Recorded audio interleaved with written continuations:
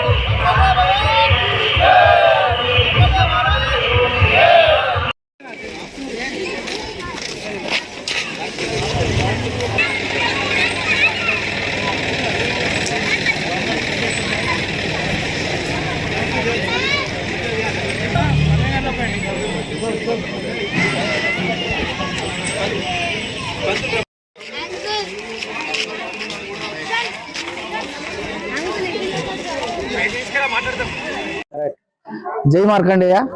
ఈరోజు ఐలాపూర్ గ్రామంలో పద్మశాలి సంఘం ఆధ్వర్యంలో మార్కండేయ జయంతిని ఘనంగా నిర్వహించడం జరిగింది. కులస్తులందరూ కలిసి శోభయాత్ర చేయడం జరిగింది. అలాగే ముగ్గుల పోటీలు మొన్న ఆదివారం నాడు కండక్ట్ చేసి విజేతలైనటువంటి మహిళా మనులకు బహుమతులు ఇవ్వడం జరిగింది. అలాగే నూతన కార్యవర్గం ఆధ్వర్యంలో డ్యాన్స్ చేసినటువంటి ప్రతిభావంతులైన అమ్మాయిలకి బహుమతులు ఇవ్వడము, దానితో పాటు అభిషేకాలు, సత్యనారాయణ వ్రతము, మళ్ళీ గ్రామ ప్రజలందరికీ పద్మశాలి సంఘం ఆధ్వర్యంలో అన్నప్రసాదం వితరణ జరిగింది. జై మార్కండేయ.